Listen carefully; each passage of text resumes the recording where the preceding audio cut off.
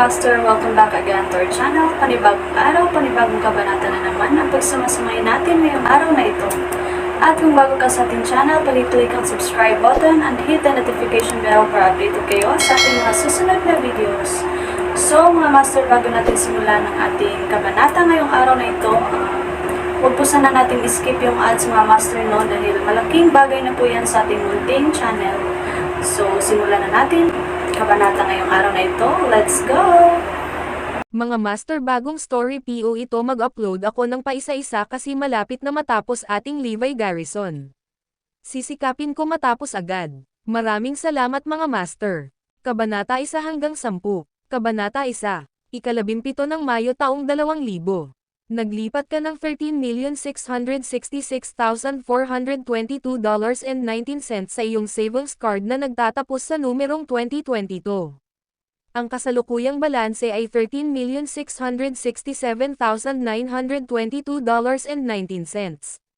Komersyal na bangko. Tiningnan ni Jasper ang text sa kanyang telepono na nagpapaalala sa kanyang mga detalye ng paghahatid. Nagpakawala siya ng malalim na hininga, bakas sa mukha niya ang excitement. 5 buwan na ang nakalilipas, siya ay isinilang na muli at naglakbay pabalik sa nakaraan mula sa taong 2020. Nasayang niya ang 40 taon ng kanyang nakaraang buhay, ngunit ang langit ay nagbibigay sa kanya ng isa pang pagbaril sa buhay. Si Jasper Lane, na nagtatrabaho sa industriya ng ekonomiya ng higit sa 10 taon, ay muling isinilang noong taong 2000 na may mga alaala at kaalaman sa susunod na 20 taon na darating. Dahil alam niyang hindi niya masasayang ang susunod na ilang dekada ng kanyang buhay, nagsimulang kumilos si Jasper 5 buwan na ang nakakaraan. Ginawa niya ang lahat ng batayan sa lubos na memorya tungkol sa pinakainit na isyu na nangyari sa bansa noong 2000, ang Mang Bin Futures Incident. Ibinenta ni Jasper ang nag-iisang ari-arian ng kanyang mga magulang at pumasok sa futures market na may $800,000 na pondo sa leverage na 20 beses. Dumaan siya sa 5 buwan sa isang estado ng pagkabalisa at pagkabalisa. Sa araw na ito, sinalubong niya ang pagdating ng kapansin-pansing pagtaas ng presyo ng Mang Bin mula sa kanyang mga alaala.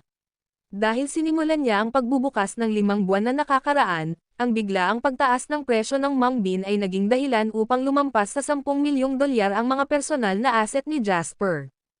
Malinaw niyang naabot ang presyo ng munggo sa limitasyon.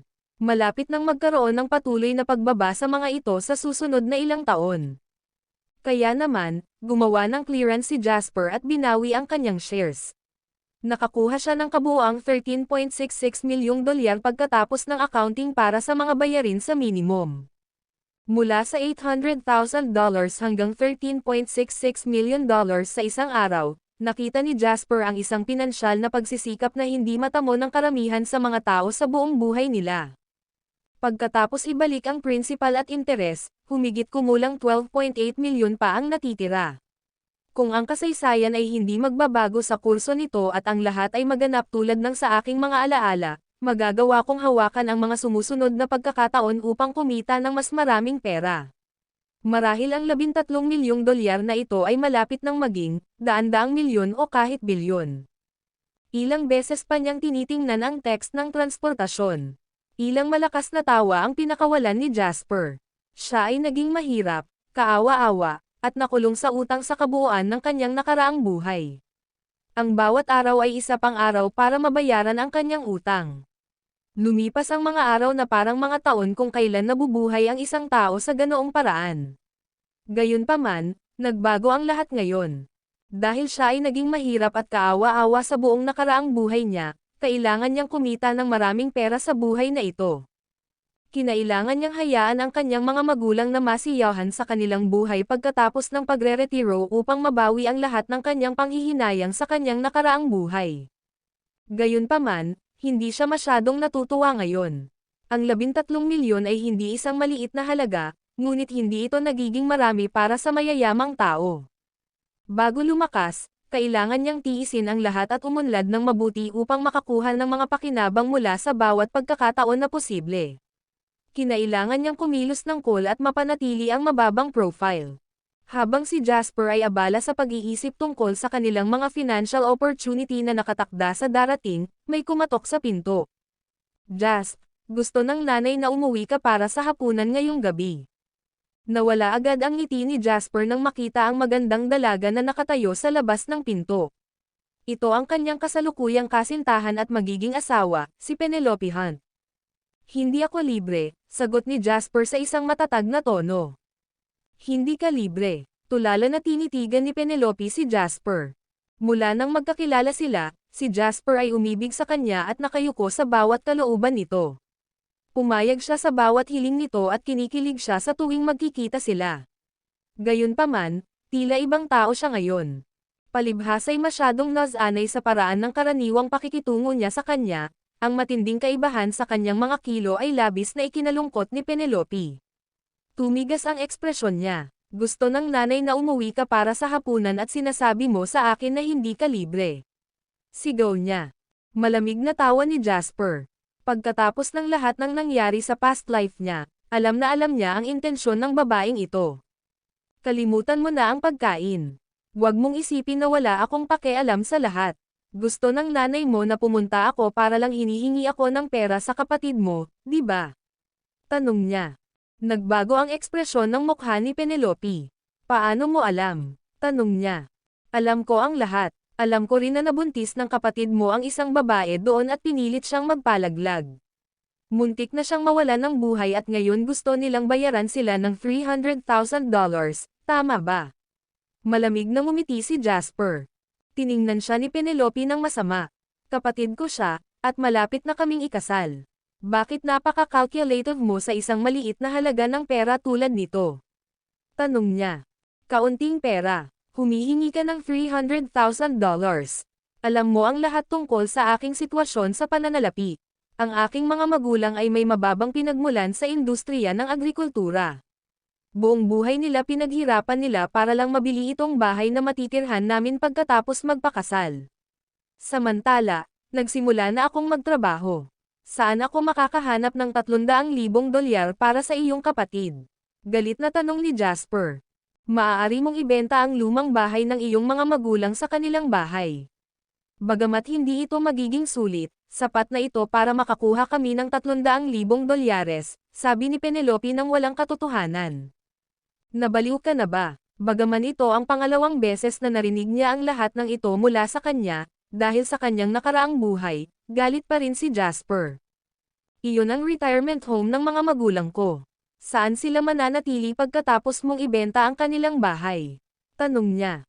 Naningkit ang mga mata ni Penelope. Maaari silang magrente ng isang lugar upang manatili sa amin para sa isang sandali, sabi niya. Manatili sa amin. Napangisi si Jasper. Galing sa iyo ang matatamis na salita. Noong nakaraang taon, ang aking ama ay dumating sa lungsod upang magpagamot para sa kanyang karamdaman at nanatili sa amin ng kabuuang 3 araw. Pinahugasan mo ang aking ina ng iyong mga paa para sa iyo araw-araw ngunit isang beses lamang binisita ang aking ama sa loob ng 1 linggong siya ay nasa ospital. Ikaw. Hindi man lang makatagal ng 3 minuto. Sabihin mo sa akin kung bakit. Ang kalusugan ba ng aking ama ay hindi kasing halaga ng iyong mga appointment sa oras ng pagtimpla? Lalong nagalit si Jasper habang nagpatuloy sa pagsasalita. Kinasusuklaman niya si Penelope, ngunit mas kinasusuklaman niya ang kanyang mahinang sarili noong nakaraan. Tama na, Jasper Lane.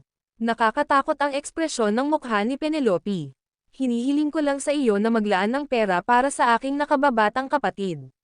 Gusto mo bang makita siyang pumunta sa korte? Siya ang aking nakababatang kapatid. Galit na sigaw niya. Well, kapatid mo siya, hindi ako. Ano ang kinalaman nito sa akin? Sigaw ni Jasper. Sige na. Malamig na tawa ni Penelope. As expected, walang mabubuting lalaki dyan. Iyan lang ang sasabihin ko para sa araw na ito. Kung hindi mo kami bigyan ng $300,000, break na tayo. Hindi na rin natin kailangang magpakasal. Malamig niyang sabi. Natawa si Jasper matapos marinig ang sinabi niya. Sa kanyang nakaraang buhay, ang pamilya ni Penelope ay umunlad sa kanya sa loob ng 1 taon pagkatapos ng kanilang kasal. Lumala ang kanyang nakababatang kapatid pagkatapos ng insidente ng pagpapalaglag. Ginawa niya ang lahat mula sa pag-inom, hanggang sa pagpapakasesa, at pagsusugal. Ipinagpatuloy ni Penelope ang pagpilit sa kanya na bayaran ang mga utang ng kanyang kapatid. Ito ang pangunahing dahilan kung bakit siya nanatiling mahirap sa buong nakaraang buhay niya. Si Penelope Hunt ay walang pahiwatig ng tunay na damdamin para sa kanya. Nakita lang niya siya bilang isang pangmatagalang tiket sa pagkain. Sa panahon ng kasal, minamaliit niya ang kanyang mga magulang dahil sa sobrang ayos ng pananamit at tumanggi silang pumasok sa venue. Hindi niya kailanman pinag-isipan ang katotohanan na ibinenta pa ng kanyang mga magulang ang kanilang mga muebles para makaipon para sa kanilang kasal. Hindi man lang nagpakita si Penelope sa libing ng kanyang mga magulang. Nakipagtalo pa ito sa kanya at sinampal siya ng ilang beses sa publiko. Ang lahat ng ito ay dahil lamang sa minamaliit niya ang kanyang mga magulang sa pathetically na pagpanaw at pag-iiwan ng ilang libong dolyar na utang sa upa. Sa pag-iisip sa nakaraan, naikuyom ni Jasper ang kanyang mga kamao at huminga ng malalim. Matigas at malamig ang ekspresyon ng mukha niya. Dahil binigyan siya ng langit ng bagong pagkakataon sa buhay, hindi lang niya gustong yumaman, kundi gusto rin niyang magkaroon ng bagong simula sa buhay. F*** off, hindi ka man lang wala ng $300 sa paningin ko, $300,000. Scrum. Ang video na ito ay edited by Urban Storytelling. Kabanata 2, Jasper. Maghintay at tingnan, tiyak na hindi ako papayag na magkaroon ka ng paraan. Napamura si Penelope sa galit at umalis. Walang bakas ng panghihinayang sa titig ni Jasper nang makita niyang umalis si Penelope na galit na galit. Dapat matagal na niyang itinapon ang babaeng ito. Kinagabihan, unti-unting nagdilim ang langit. Isinulat ni Jasper ang lahat ng pagkakataong kumita ng pera na maaalala niya mula sa kanyang mga alaala sa kanyang kwaderno kung sakaling lumala ang kanyang memorya sa hinaharap. Ito ang pinakamahalagang bagay sa buhay niya ngayon. Hindi siya maaaring maging pabaya tungkol dito. Biglang may kumatok sa pinto. Binuksan ni Jasper ang pinto at nakita niya ang tatlong tao, si Penelope Hunt, ang kanyang kapatid na si Calvin Hunt, at ang kanyang ina, si Susan Jones. Si Susan ay may masungit na ekspresyon sa kanyang mukha. Nang makita niya si Jasper, tinuro niya ito ng daliri at sumigaw ng malakas, "Jasper Lane. Hinayaan kong makipag-date sa iyo ang anak ko dahil akala ko tapat ka at totoo. How dare you dump my daughter, you cold-hearted B*****. Tao ka pa rin ba?" Napatingin si Jasper kay Penelope na namumula ang mga mata dahil sa pag-iyak. Nakipaghiwalay ako sa kanya in good terms. Please keep your mouth clean, mahinahon niyang sabi. Anong kalokohan? Si Calvin Hunt ay umungal sa galit. Itinuro niya si Jasper at sumigaw, "Tingnan mo ang iyak ng kapatid ko. Huwag mo nang subukang ipagtanggol ang iyong sarili. Huwag mong isipin na hindi ko alam na ginawa mo ito dahil lang sa hindi mo kayang bigyan kami ng pera. Inay, matagal ko nang sinabi sa iyo na ang mga tao mula sa kanayunan ay lubhang calculative. Ang kanyang mga magulang ay hindi kailanman nakamit ng marami sa buong buhay nila, kaya paano mo aasahan ang kanilang anak na makamit ang anumang bagay? Paano nila maihahambing ang mga tao mula sa lungsod na tulad natin?" Bulalas ni Calvin. Malamig na tumawa si Susan Jones. "Naging bulag ako para payagan ang anak ko na makipag-date sa iyo noon. Tama ang anak ko. Ang mga kaawa-awang magulang ay tiyak na nagpapalaki ng mga kaawa-awang anak. From this small sum of money, masasabi nating basura ang pagkatao mo," she said. "Sa tingin mo ba makakaalis ka ng ganyan pagkatapos ng pag-aaksaya ng oras ng anak ko sa lahat ng mga taon na ito? Anong wishful thinking? Alinmang paraan, dapat mong bigyan kami ng $300,000. Nanatiling walang kibo si Jasper sa harap ng mga kalokohan nila. "Wala akong pera," sabi niya. Napangisi si Susan. "Walang pera. Wala ka bang pera pagkatapos ibenta ang bahay ng mga magulang mo?" "Eksakto," seryosong sabi ni Calvin. "Maaari silang umupa ng isang silid o matulog sa mga bukid pagkatapos ibenta ang kanilang bahay. Anyways, buong buhay nila ay magsasaka at ang alam lang magtanim. Baka mas magaan ang pakiramdam nila sa pagtira sa bukid." Habang patuloy siya sa pagsasalita, kumikinang ang mata ni Calvin na may sakam na kislap. "Ibigay mo na rin sa akin itong ari-arian. Ikakasal na ako sa katapusan ng taong ito. Kailangan ko ng matitirhan pagkatapos kong ikasal. Kung gagawin mo ito, ipapayo ko sa kapatid ko na makipagbalikan sa iyo," sabi niya. Naningkit ang mga mata ni Susan. Pagkatapos ng insidenteng iyon, hindi lamang ang kanyang anak na lalaki ang kailangang magbayad ng bayad sa kompensasyon na $300,000, ngunit kailangan din niyang pakasalan ang babaeng ito. Nag-aalala siya dahil wala siyang sariling pag-aari. Wala bang isang piraso ng ari-arian sa harap ng kanilang mga mata sa sandaling ito? Oo, ang property na ito ay parang isang magandang lugar na tirahan ni Calvin pagkatapos niyang ikasal, masayang sabi ni Susan. Tawa ng tawa si Jasper sa mga pagkana nitong mag-inang mata ko.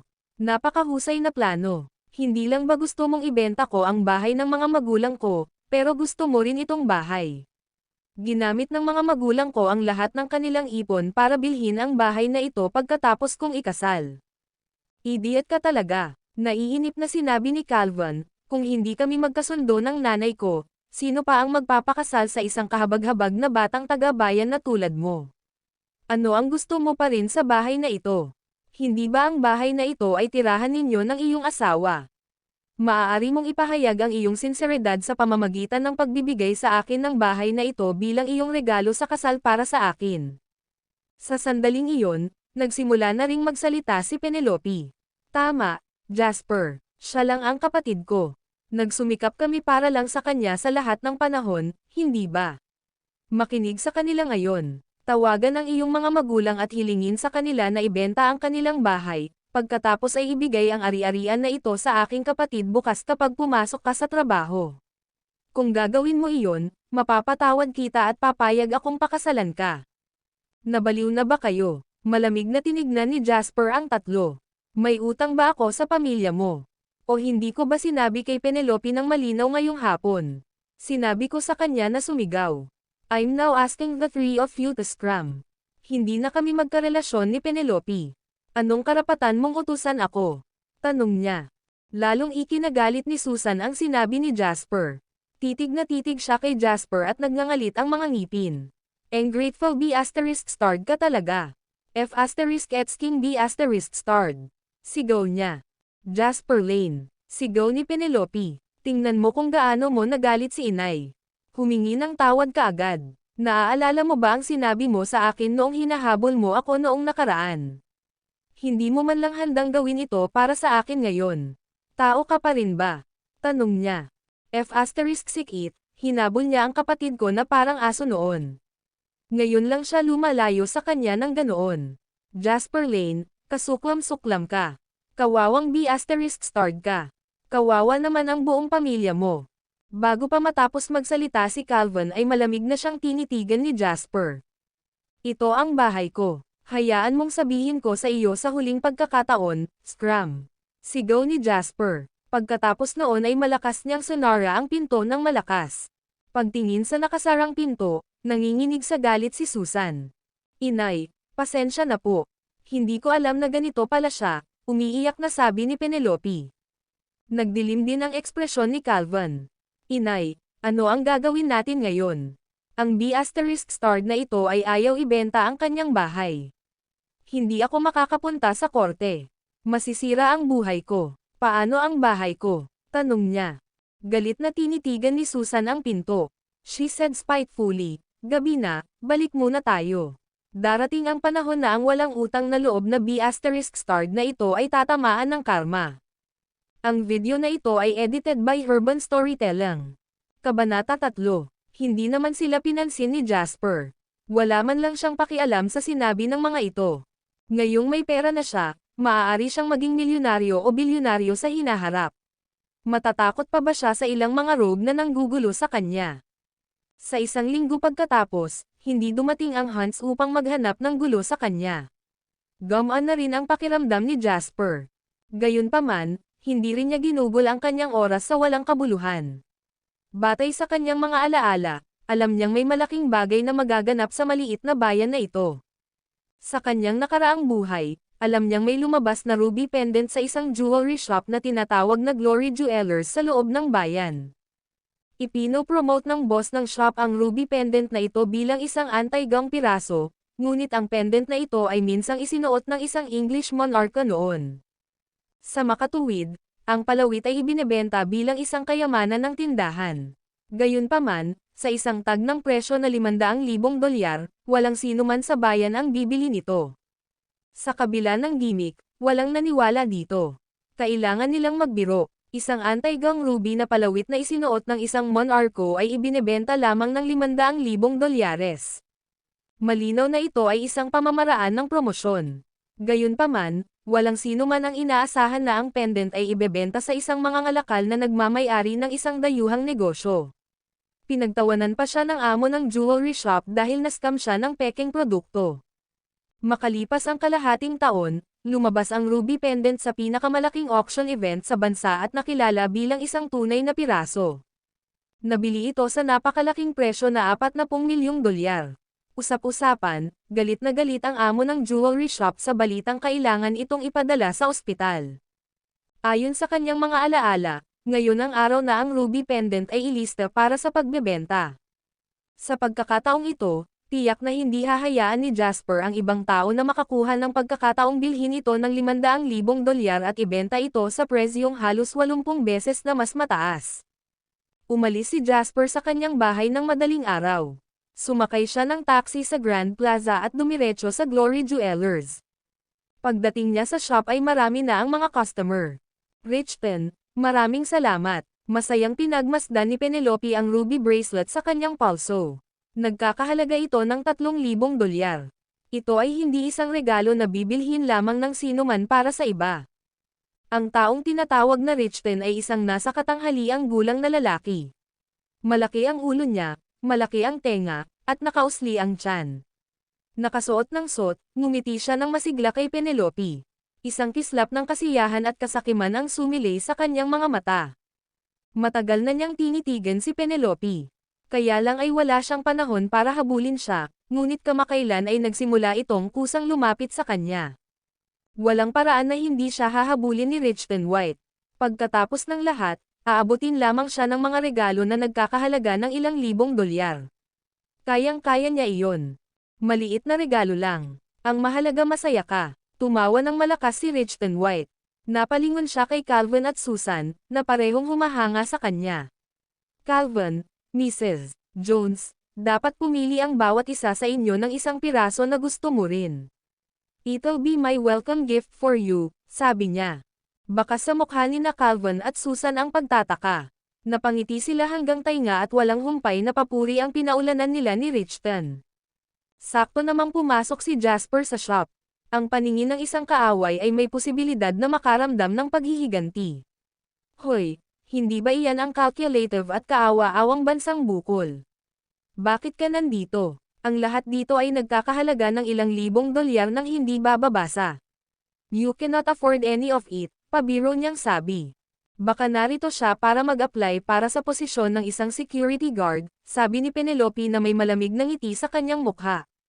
Napangisi si Susan. Hinawakan niya ang palso ni Penelope. First, tingnan mo itong bracelet. Nagkakahalaga ito ng $3,000.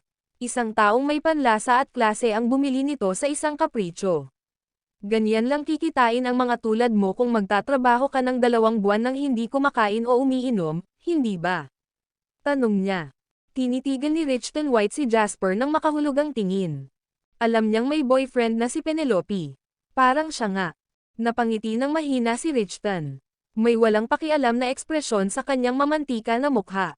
Wala naman talaga. Hindi ako masyadong magaling, pero hindi ko kayang makita ang mga pinapahalagahan ko na nagdurusa sa kawalan ng hustisya, aniya. Nang marinig ang kanyang mga salita, naantig si Penelope. Sumandal siya kay Richton. Richton, maganda ang pakikitungo mo sa akin, hindi tulad ng isang taong mahirap at calculative. Nararapat siyang manatiling basura sa buong buhay niya, she said. Hindi pinansin ni Jasper ang panunuya nila.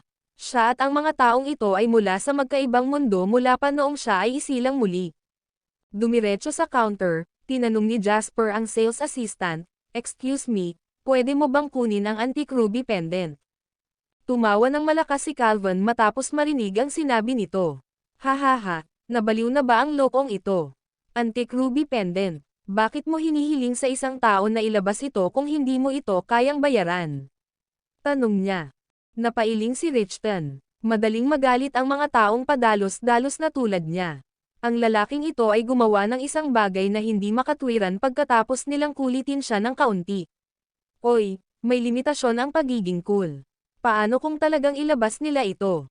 Bibili ka ba o hindi? Mahinahong tanong niya.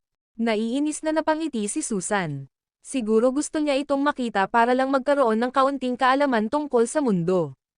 Abay wala pang nakitang maganda ang mga hamak na bumpkin ng bansang tulad niya. Pagkatapos tingnan, baka bumalik pa siya sa kanayunan para ipagyabang, she said. Nagtawanan ang lahat ng marinig ang sinabi niya.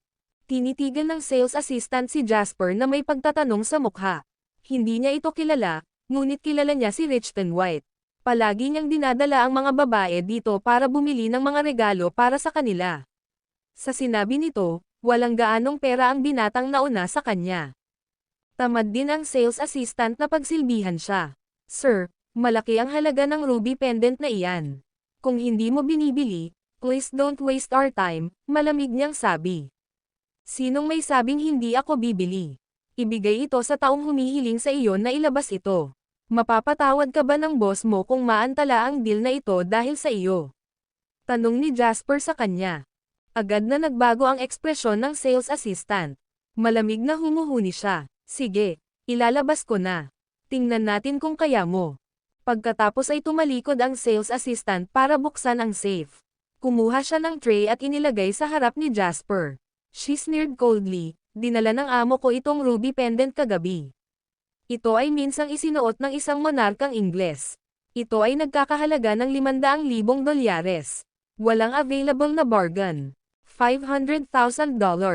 Huminga ng malalim si Penelope at ang iba pa. Maging ang mga mata ni Richton ay nagsimulang pumikit.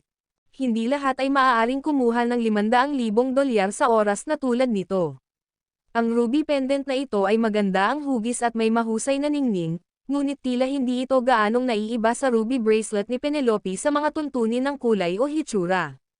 Napailing si Richton. Maaari siyang gumastos ng ilang $1,000 upang magsaya kasama ang isang batang babae tulad ni Penelope Hunt, ngunit ang isang bagay na tulad nito ay lampas sa kanya. Gayunpaman, ito ay isang bagay na kahit siya ay hindi kayang bayaran. Paano ang lalaking ito? Malamig na tawa ni Richton. Anong magandang piraso? Sayang lang yung funds ko nakatali pa sa dati kong investment. Kung hindi, bibili ako ng isa para lang masaya. Para sa isang tulad mo, tingnan mo lang ha. Gumuhit siya. Eksakto. Inilayo ni Penelope ang matakon niyang tingin sa pendant na ruby. Tumingin siya kay Jasper ng masama. Ngayong nakita mo na ito, maaari ka bang sumigaw? Tanong niya. Inilabas ni Richton ang kanyang bank card at ibinigay sa sales assistant. Masayang nagsalita siya. Give me the bill. Kailangan mong tingnang mabuti sa susunod. Huwag hayaan ang ilang kawawang B***starred na pumasok sa shop. Ang mga taong tulad ko ay ang tunay na mga customer. Ano pa nga ba ang magagawa niya? Nag-request pa siya ng antique ruby pendant pagkapasok niya sa shop. Nakakahiya. Smack. Isang itim na VIP bank card ang hinampos sa ibabaw ng normal na bank card ni Richton. Ito ay kumikinang sa lahat ng kanyang marangyang kaluwalhatian sa ilalim ng liwanag. I swipe ang card na ito, malamig na sabi ni Jasper. Nabasa agad ang kapaligiran ng jewelry shop. Ha ha ha ha. Tinuro ni Calvin si Jasper at humagalpak ng tawa. Nabaliw na ba talaga ang lopong ito? Gusto mong bumili ng isang bagay na nagkakahalaga ng $500,000 gamit ang isang card na tulad nito. Kung ang walang kwentang card na ito ay may $500,000, luluhod ako sa harap mo at tatawagan kitang ama. Ngumisi siya. Gayunpaman, hindi napigilan ni Richton ang kanyang sarili na tumawa ng malakas. Natuyo ang kanyang bibig nang masilayan niya ang marangyang itim na bank card. Alam niya na tanging ang may hanggang $10 milyong sa kanilang savings account ang maaaring mag-apply para sa card na ito. Hindi bababa sa $10 milyong. Si Richton ay hindi pa nakakita ng ganoon kalaking pera sa buong buhay niya. Maaaring magsinungaling ang isa, ngunit walang paraan para maging peke ang card na ito. Tinitigan ni Richton si Jasper, bahagyang kumikibot ang gilid ng kanyang mga mata. Sa sandaling iyon, kinuha ng sales assistant ang card at ini-swipe ito sa makina. Ipinasok ni Jasper ang kanyang password at isang beep ang tumunog mula sa makina. Pagkatapos noon, nagprint ang makina ng mahabang bill. Nakikita ng lahat na ito ang tanda ng isang matagumpay na transaksyon. Talagang, Nagbayad siya ng $500,000. Nang masulyapan ang balanse ng kanyang bank card, ang napakalaking halaga ng ilang 10 milyong dolyar ay nagpatibok sa puso ng sales assistant. Ito ang unang pagkakataon na nakakita siya ng napakaraming pera sa kanyang buhay. Habang hawak ang card, lumingon si Jasper para harapin si Calvin na may gulat na ekspresyon sa mukha. Maaari kang lumuhad sa harap ko, ngunit hindi mo na ako kailangang tawaging ama. Masusuklam ako niyan. Ang video na ito ay edited by Urban Storytelling. Kabanata 4. Nang marinig ang mga salita ni Jasper, ang hindi paniniwala sa mukha ni Calvin ay agad na napalitan ng galit at selos. Kinagat niya ang kanyang mga ngipin habang nakatitig kay Jasper ng matalim. Saan mo nakuha ang lahat ng perang ito? Sinabi mo na wala kang pera ilang araw na ang nakalipas, ngunit ngayon mayroon kang 500,000 dolyar para makabili ng ruby pendant. Tanong niya. Ito ang pera ko. Hindi ko na kailangang sabihin sa iyo kung saan ko ito nakuha. Ang ginagawa ko dito ay wala rin sa iyo, sabi ni Jasper. Malamig na tumikim si Calvin, siguro binenta mo na ang bahay mo. Kung hindi, saan mo nakuha ang lahat ng pera? Tanong niya. Dapat ginawa niya iyon. First, ang kasalanan. Paano mo maibebenta ang iyong bahay para makabili lang ng ruby pendant? Nababaliw ka na talaga, komento ni Susan.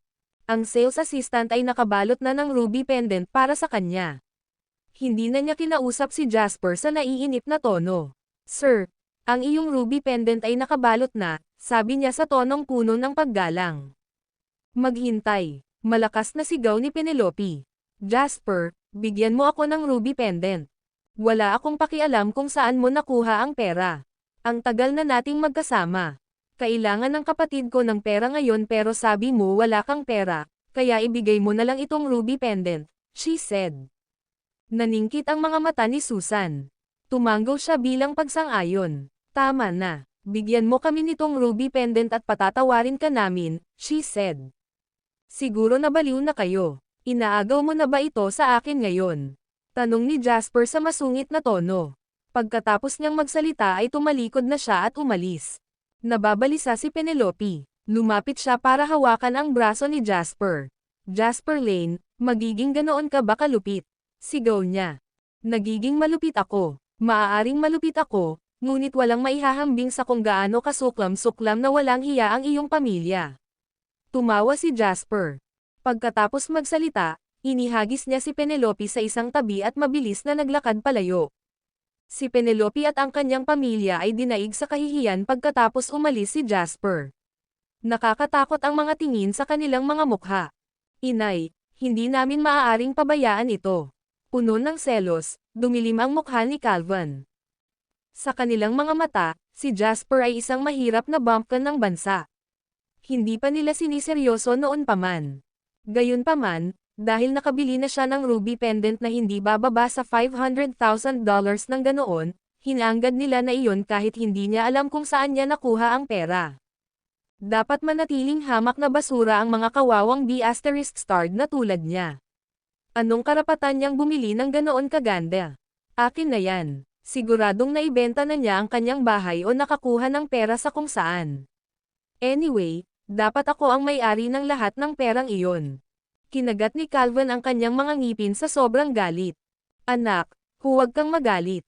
Inalo ni Susan si Calvin, na nagsasabing, bumalik tayo at talakayin ang mga bagay-bagay.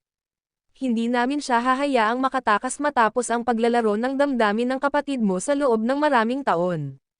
Dapat niyang pagbayaran ang ginawa niya. Kahit papaano, dapat niyang bayaran tayo ng pera. Bulalas niya. Tumingin si Penelope sa direksyon na iniwan ni Jasper. Isang nakakainis na kislap ang sumilay sa kanyang mga tingin. Tama si nanay. Hindi natin ito maaaring pabayaan. May pera siya, pero ayaw niyang ibigay sa akin kahit na sinabi niyang mahal niya ako. Hindi ko siya papayag ang ganyan.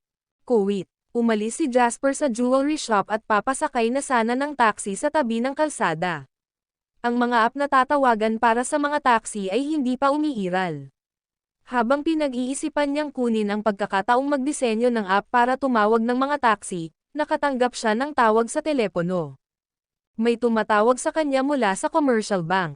Hello, Mr. Lane, iniulat namin ang mga tuntuning tinalakay namin sa sangay ng distrito. Kung masisiguro mo ang iyong taunang ipon ay hindi bababa sa $1,000,000, ibibigay namin sa iyo ang pinakamababang rate ng interes at VIP treatment gaya ng tinalakay. Kailan ka free ngayon? Dadalhin namin ang kontrata para pirmahan mo ito. Hindi na nagulat si Jasper sa mga nangyari. Ito ay isang garantisadong minimum na cash deposit na $10,000,000. Sa panahong tulad nito, ito ay isang malaking deal para sa anumang mga bangko sa labas. Malapit lang ako ngayon. Isa pa, mayroon akong isang bagay na nilayon kong isave sa iyong ligtas na seguridad. Pupunta ako ngayon din, sabi ni Jasper. Sa kanya ibinaba ang tawag. Pumara siya ng taxi at nagtungo sa commercial bank. Saktong may nabangga si Jasper pagpasok niya sa bangko. F***, bulag ka ba? Galit na sigaw ng taong iyon.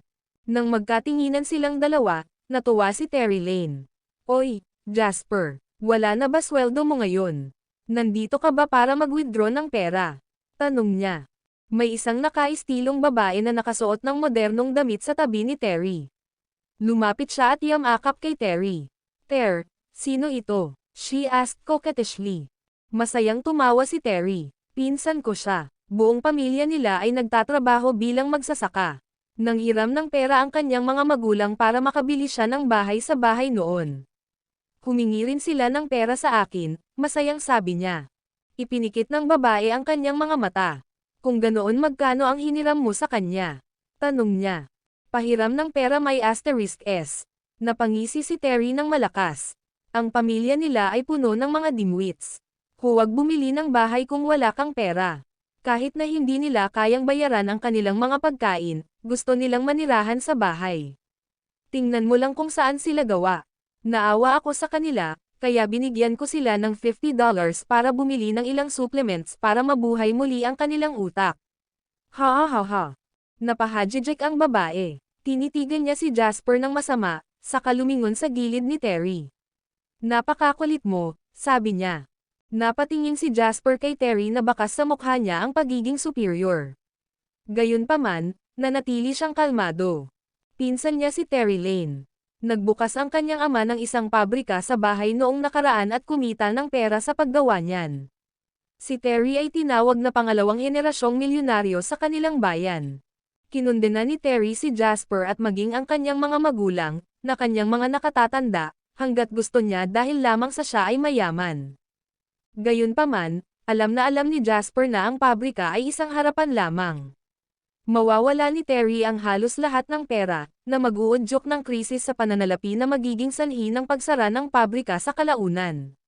May mga tsismis na niloko rin siya ng isang babae sa lahat ng pera niya.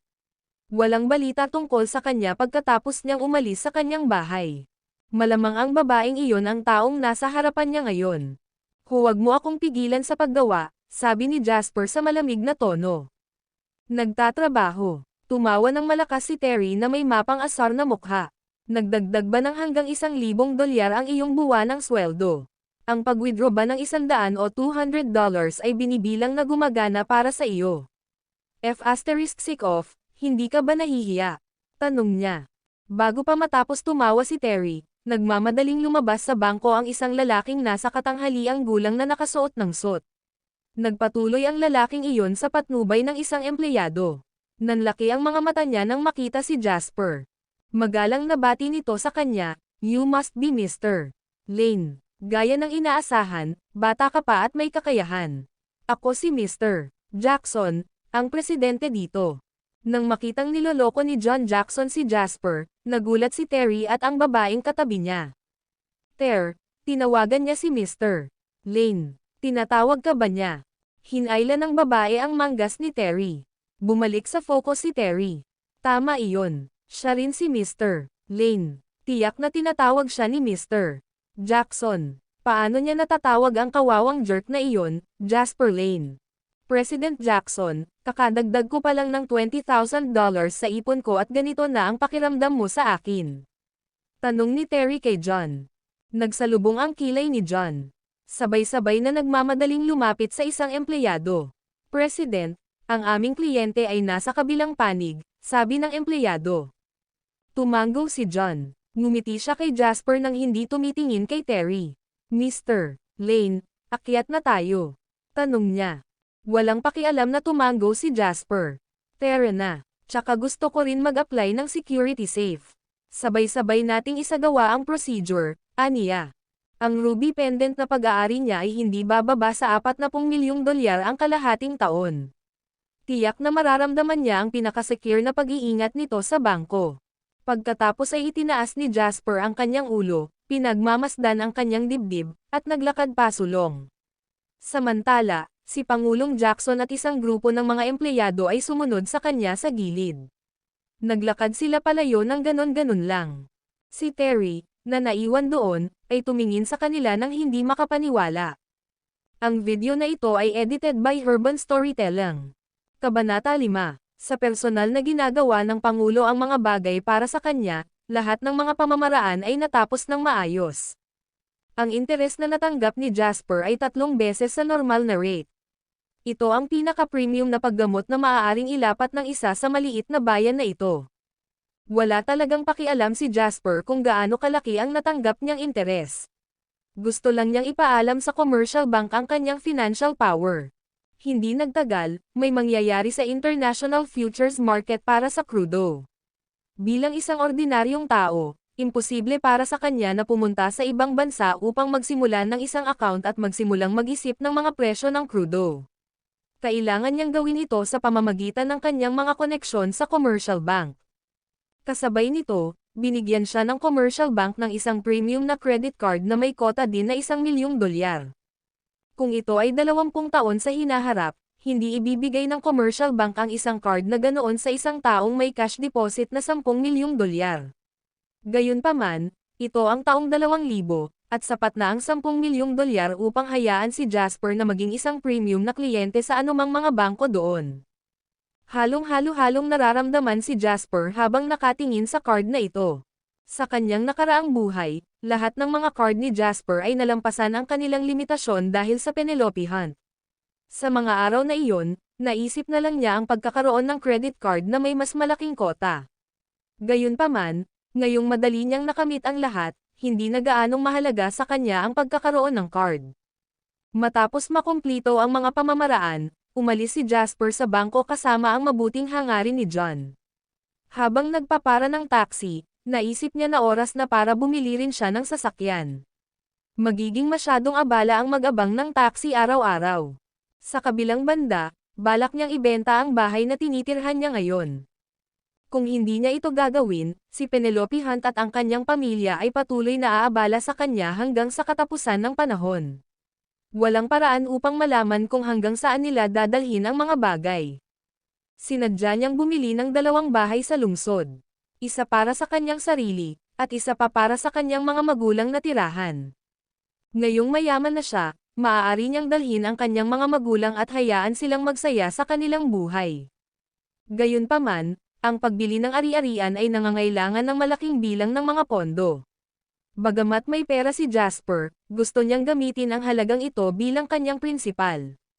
Kinailangan niya ito para kumita ng malaking halaga sa kanyang nalalapit na misyon patungkol sa kalakalan sa futures ng krudo.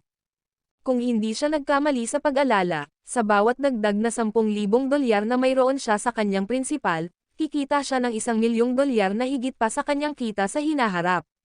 Sa pag-iisip na ito sa kanyang isipan, nakita ni Jasper ang name card na ibinigay sa kanya ni John at tinawagan ang numerong nakalagay. Napakabilis ng tawag sa telepono.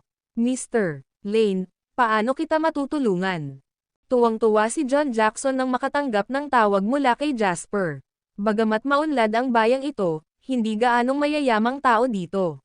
Si Jasper ang tanging kliyente ni John na may higit sa 10 milyong dolyar na deposito ng pera, kaya kailangan niyang makibagay sa kanyang mabuting panig. Ngumiti si Jasper. Masyado kang magalang, Pangulong Jackson. May isang bagay na gusto kong pag-usapan sa iyo, sabi niya. Nais kong makakuha ng mga karapatang magbukas ng isang internasyonal na futures account sa commercial bank. Matutulungan mo ba akong gawin iyon? Tanong niya. Natigilan si John sa kabilang side ng telepono. Naging seryoso ang kapaligiran. Bilang presidente ng commercial bank, mayroon siyang mga paraan. Higit pa rito, Ang account ni Jasper ay nakatali sa isang domestic securities account. Alam niya na si Jasper ay marahil ang mahiwagang retail investor na sumikat sa Mung Bean Futures Market hindi pa nagtagal. Ang kanyang prinsipal na $800,000 ay naging $13 milyong sa loob ng 5 buwan. Isa itong himala. Gayunpaman, hindi niya inaasahan na ang mahiwagang retail investor na ito, na kinauusyoso ng marami, ay talagang nilayo na i-trade ang mga internasyonal na futures. Kung ito ay naging maayos, hindi niya kailangang mag-alala tungkol sa kanyang pagganap sa trabaho ngayong taon. Walang magiging problema iyon. Nagpapatakbo din kami ng ganitong uri ng negosyo. Ipinatong ni John ang kanyang kamay sa kanyang dibdib at nagpatuloy sa pagsasalita. Mr. Lane, anong produkto ang balak mong ipagpalit ng futures? Maingat niyang tanong. Crude oil. Ngumiti si Jasper. Hindi na kailangang itago ito sa kanya. Bukod dito, kailangan niyang pumirma ng isang kontrata tungkol sa uri ng produkto na balak niyang i-trade kapag binuksan niya ang account. Malalaman din ng commercial bank. Bagamat alam niya na si Jasper ay isang tao na nakapagpabago ng tide sa domestic futures market, ang pagpasok sa international futures market ay hindi isang maliit na bagay. Gayunpaman, nang marinig niya na ang target ni Jasper ay crudo, tumibok ang puso ni John.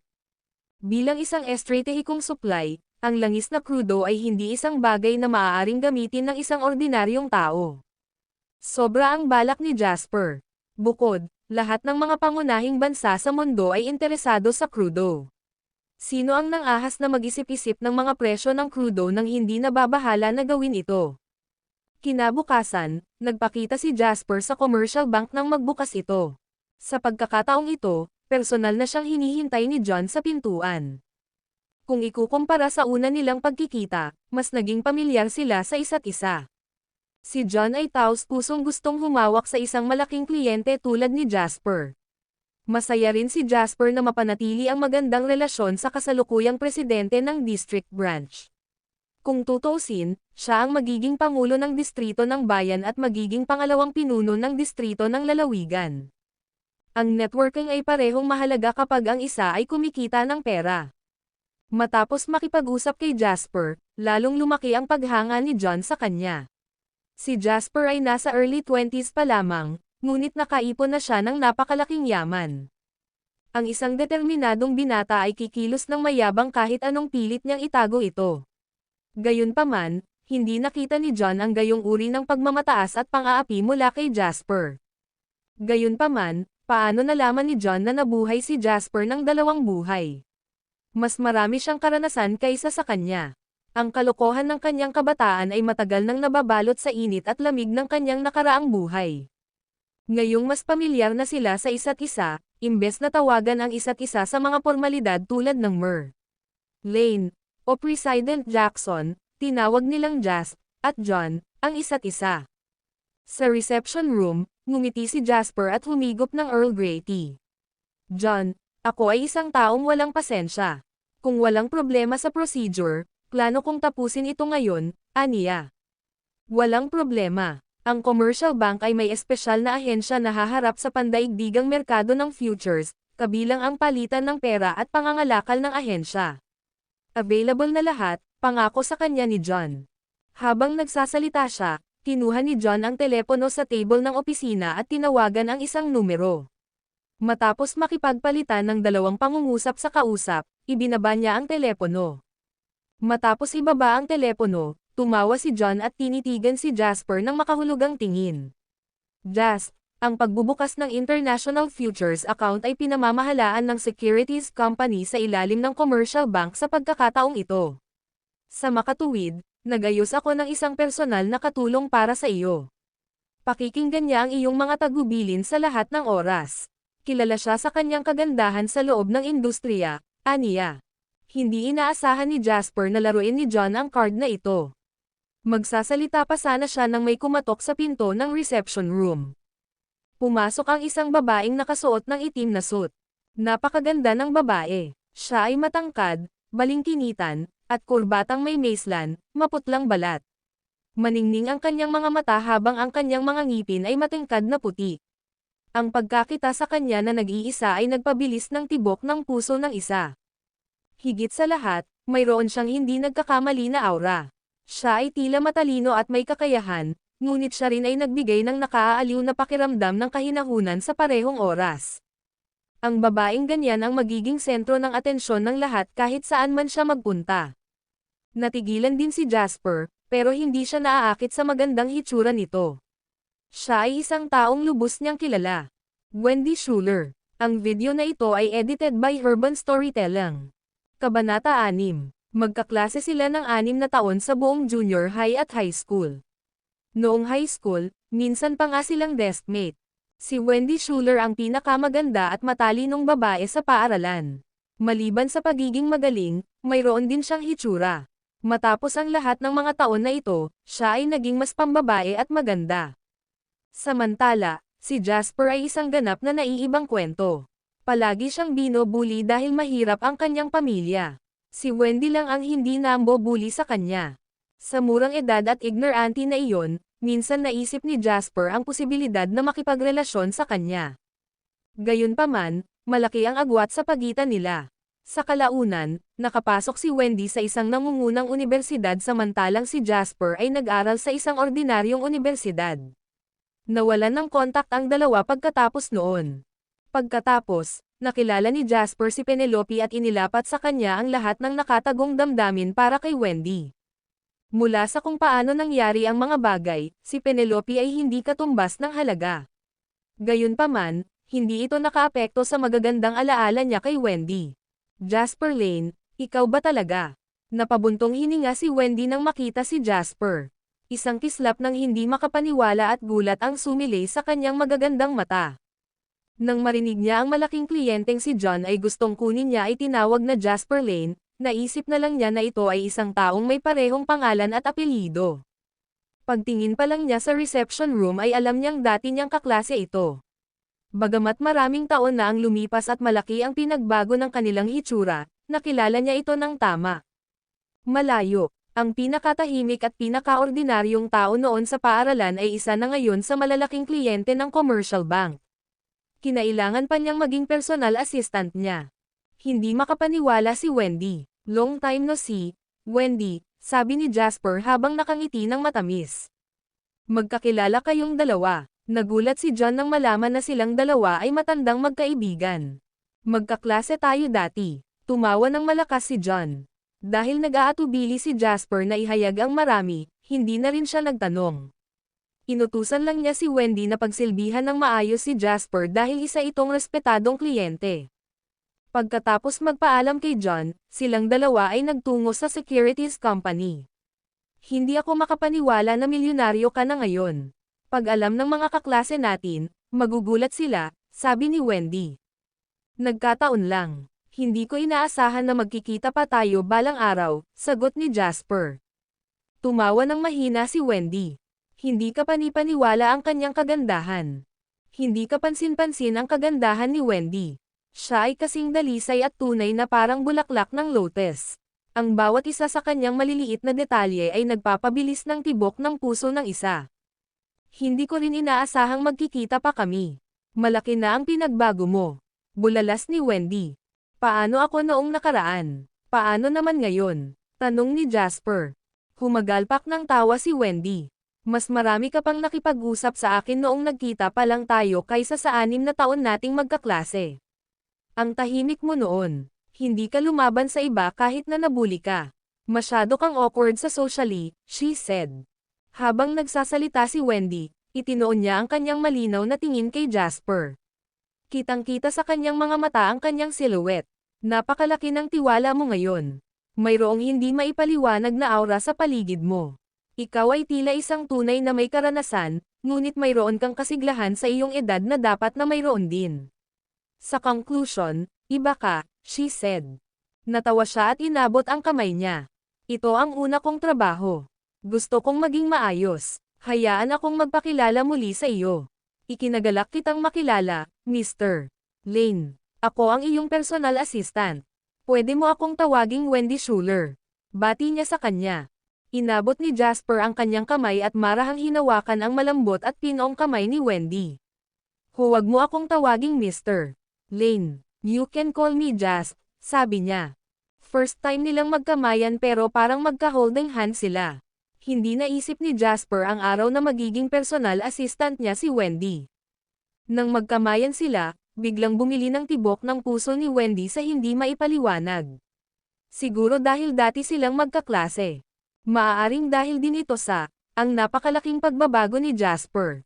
Sa pagtingin sa kanya, siya ay isang tiwala na tao na isang pakiramdam ng flamboyance. Bumangon sa puso ni Wendy ang paghanga sa kanya. Nagsimula pa siyang mag-isip ng sarili niyang mga pamantayan sa pagpili ng kapareha. Isang galit na galit ang namumula sa kanyang mukha. Sa muling pagkikita pagkatapos ng mahabang panahon, masayang nagkwentuhan silang dalawa habang papunta sa securities company. Ang kumpanya ng securities sa ilalim ng commercial bank ay ang kumpanya ng securities sa bansa. May sales department pa sila sa maliit na bahay na ito. Kasabay ng commercial bank bilang personal assistant ni Jasper, pamilyar na pamilyar si Wendy sa mga pamamaraan na kailangan nilang isagawa. Pagkaraan ng ilang saglit na paghihintay, agad na nakipag-ugnayan si Jasper sa manager ng departamento. Ang mga ordinaryong kawani ay hindi nangangasiwa sa negosyo ni Jasper. Napakasigla ng securities hall. Ang bilang ng mga stock trader ay tumataas araw-araw habang ang merkado ay lumilipat mula sa isang bearish patungo sa isang bullish trend. Kaya naman, maraming tao ang lumalabas para magbukas ng isang trading account. Sina Penelope Hunt at Richton White ay kabilang sa karamihan ng tao. Richton, napakaraming tao dito, sabi ni Penelope kay Richton, na nasa tabi niya, pagkatapos tumingin sa masikip na bulwagan sa harap nila. Humalaklak si Richton. Maganda ang market ngayon. Madali kang kumita ng pera. Kaya naman maraming tao ang nandito para magbukas ng account. Nakagawa ka ng isang mahusay na pagpipilian upang sundin ako dahil gusto mong kumita ng pera. High-profile client ako dito, kaya marami akong close confidants. Kaya naman, hindi mo na kailangang pumila tulad nitong mga ordinaryong tao, pagmamalaki niya. The best ka, Richton. Mayroon kang malapit na mga tiwala sa lahat ng dako. Nadala ko na ang ipon ng buong pamilya ko. Dapat tulungan mo akong kumita ng pera, paghanga ni Penelope. Huwag kang mag-alala, tiyak nakikita ka kung susundin mo ako. Humalaklak si Richton. Habang sinusundan ni Penelope si Richton sa securities company, natanong niya si Jasper sa di kalayuan. Ang una niyang pagkabigla ay nauwi sa malamig na tawa.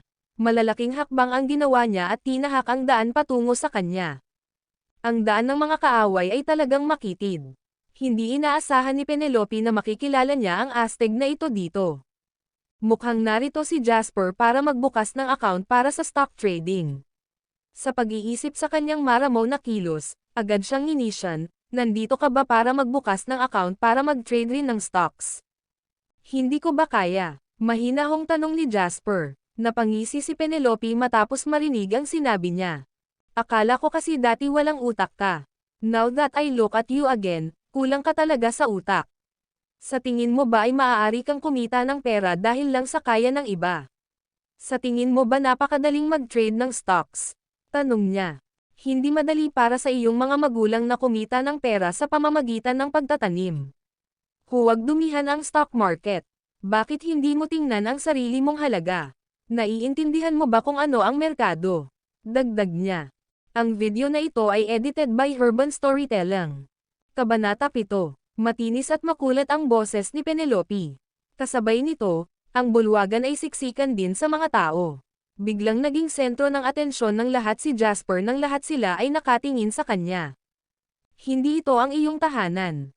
Wala akong kinalaman sa pagpunta ko dito. Please don't bother me, sabi ni Jasper na nakakunot ang noo. Malamig na tumikim si Penelope, totoo naman na wala itong kinalaman sa akin. Nag-aalala lang ako na ang 2 barya sa iyong bulsa ay hindi sapat para mabayaran mo ang mga bayad sa paghawak. Gaano kabilis dumating sa pangangalakal ng mga stock? Nakakahiya, bulalas niya. Sa sandaling iyon, lumakad din si Richton White. Matapos makita ang card ni Jasper sa Glory Jewelers noong araw na iyon, pinag-isipan ito ni Richton sa loob ng isang buong araw. Paanong ang isang kabataang lalaki na nasa early 20s ay nagmamay-ari ng hanggang 10 milyong dolyar na pondo? Kaya naman, hindi kay Jasper ang card na iyon. May mayayamang tao siguro ang humiling kay Jasper na pabor sa kanya. Naliwanagan ang isip ni Richton matapos itong isipin. Mas gamaan ang pakiramdam niya. Okay, Penelope, bakit ka nakikipagkalkula sa isang mahirap na haltak na hindi pa nakikita ang mundo sa labas? Nagayos na ang kaibigan ko para sa amin. Pwede na tayong dumiretso sa VIP room para mag-open ng account. Ang isang kawawang hatek na tulad niya ay maaaring hindi na magkaroon ng pagkakataon na makita kung ano ang hitsura ng isang VIP room sa buong buhay niya.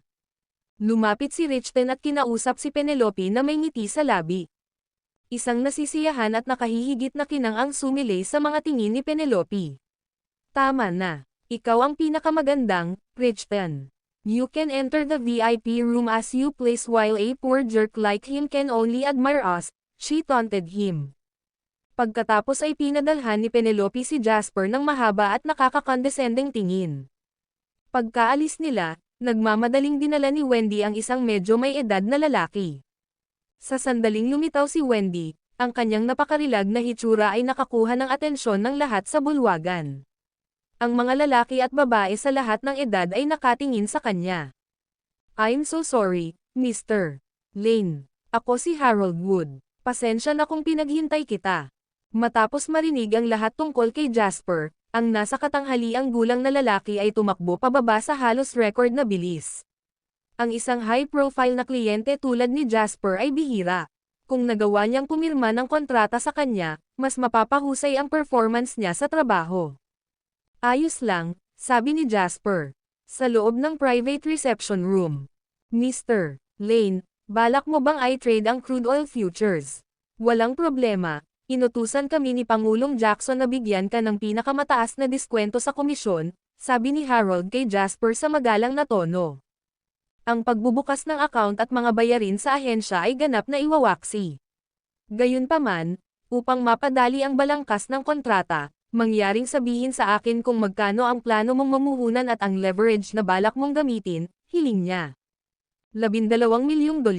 Gusto kong 50 beses ang leverage na gawing $600 milyong ang $12 milyon na iyon, na gagamitin bilang mga pondo sa pagpapatakbo. Kung ang halaga ay masyadong maliit, ito ay isang pag-aaksaya ng oras. Nabalot ng pin drop na katahimikan ang buong reception room matapos magsalita si Jasper. Mr. Lane, masyadong delikado iyon. Nauutol na sabi ni Harold. Bilang business manager ng isang securities company, nakita ni Harold ang maraming astronomical figure. Ang $600 milyong ay walang gaanong halaga, ngunit bilang isang personal na future speculator, si Jasper ay nangahas na gumamit ng $12 milyong hanggang sa $600 milyong sa mga pondo. Hinding-hindi mangangahas si Harold na gawin iyon. Mataas ang panganib, mataas ang kita. Mr. Wood, natatakot ka bang tanggapin ang alok na ito? Tanong ni Jasper na may makahulugang ngiti sa kanya. Mr. Lane, maaari naming tanggapin ang iyong alok sa ilalim ng isang kondisyon.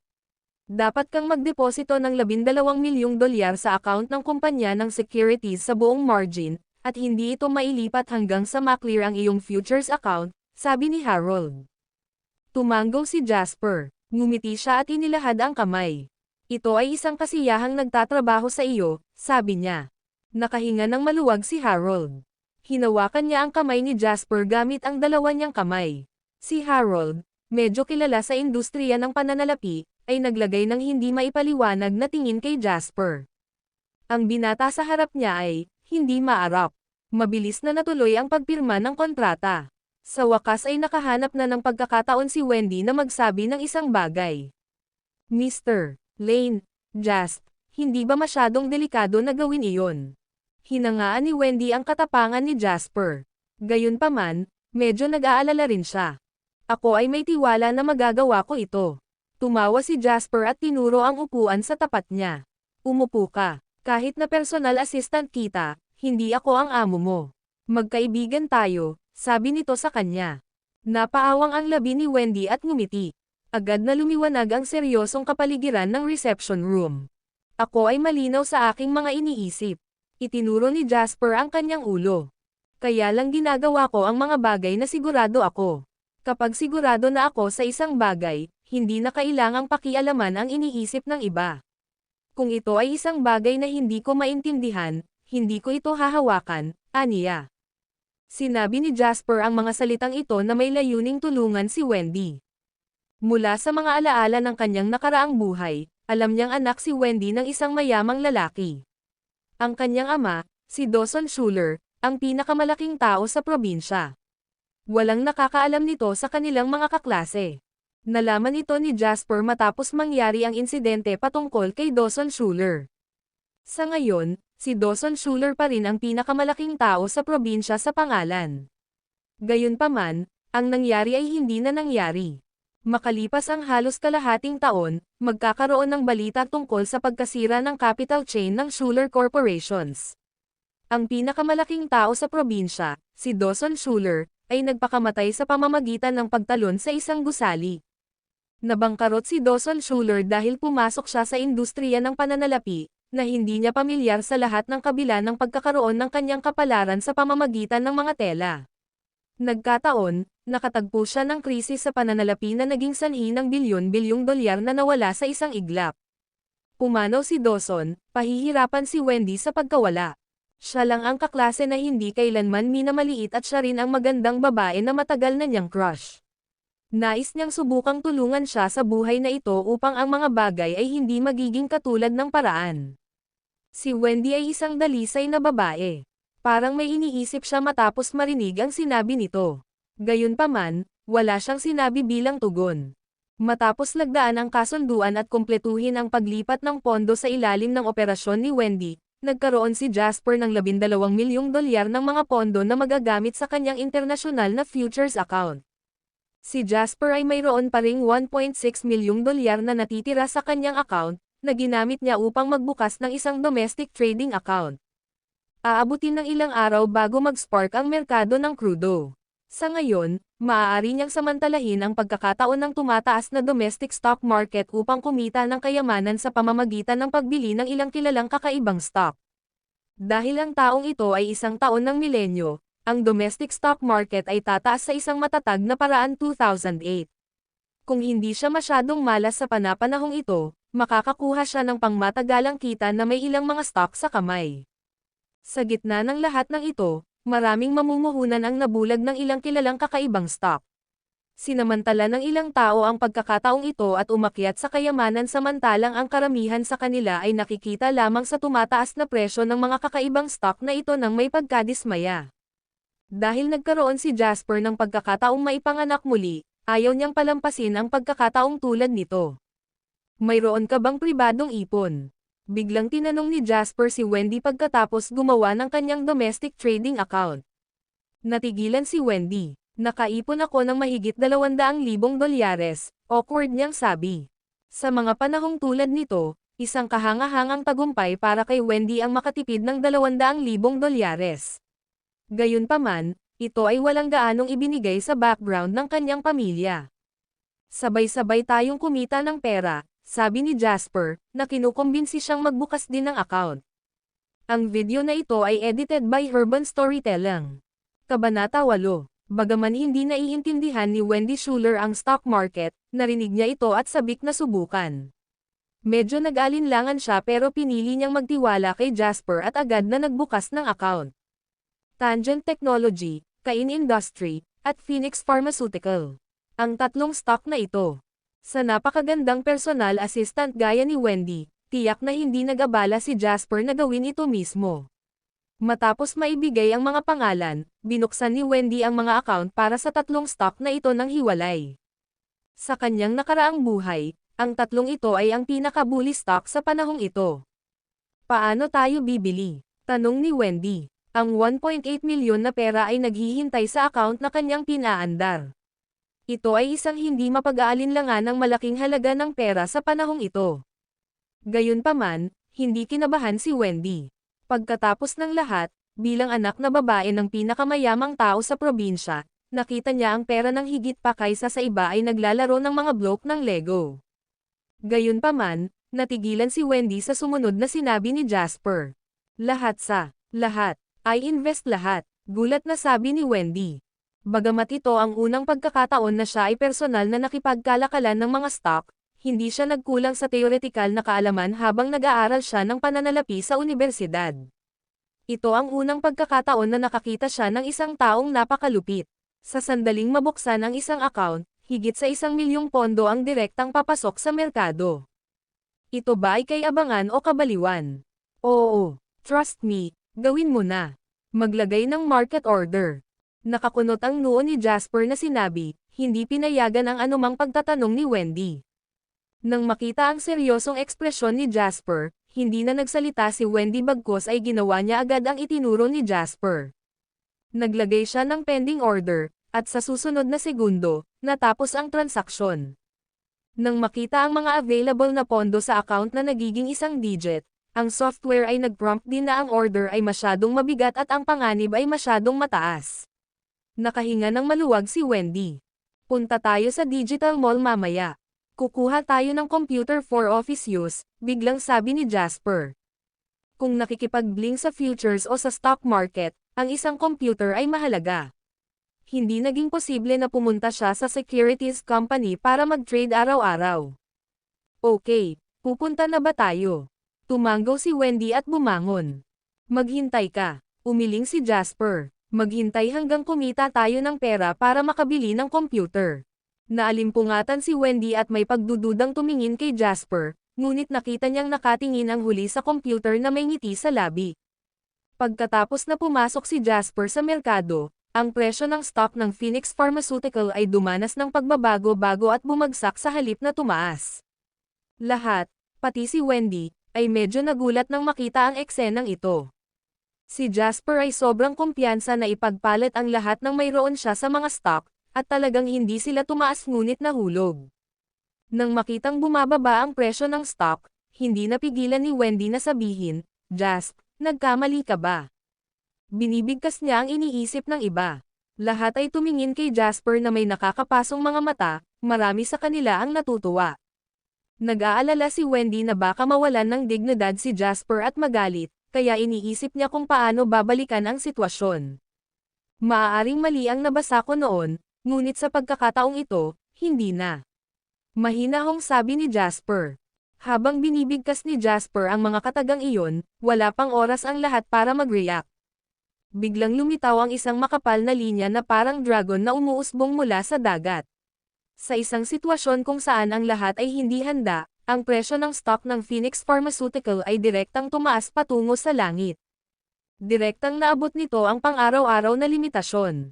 Talaga, tumaas. Umabot din sa limitasyon. Sa loob ng 5 minuto, habang nag-uusap at nagtatawanan, kumita sila ng mahigit 100,000. Kamangha-manghang. Sa tabi niya, si Harold Wood, na nanunood sa buong oras, ay natulala at naglabas ng mga salita ng paghanga. Mayroon ba talagang sino man sa mundong ito na makapagsasabi ng kapalaran? Napatingin si Wendy kay Jasper na napapalibutan ng humahang ang mga tao at tumingin sa sarili niyang account na kumita na ng mahigit 20,000. Hindi niya ito kapanipaniwala. Para sa isang tao sa kanyang background, higit sa 20,000 ay talagang wala. Gayunpaman, dapat ding malaman na ang halagang ito ay nakuha sa loob ng ilang minuto dahil lamang sa mga salita ni Jasper. Mayroon bang mas madaling paraan upang kumita ng pera sa mundong ito? Hindi nakakagulat na ang kanyang ama ay nahuhumaling sa pagpasok sa larangan ng pananalapi. Kumunat ang noo ni Wendy at sinilip si Jasper. Kung kaya niya, baka matulungan niya ang kanyang ama na nahihirapan na. Sa oras na ito sa parehong kumpanya ng seguridad, namutla ang mga mukha ni Penelope at Richton. Sa pagtingin sa K-line diagram sa harap nila at pagkatapos ay sa mga pondo, mayroong kabuoang 770,000. Ito ang perang nakuha ng kanyang ina na si Susan nang isang lanya ang bahay. Gayunpaman, sa loob lamang ng ilang minuto, nawala sila ng 10% mula sa 770,000. Tumigil ito sa pangangalakal. Napaka-unpleasant ng mukha ni Richton. Sa totoo lang, para makuha si Penelope, taos-puso niyang nilayon na kumita ng pera para sa kanya.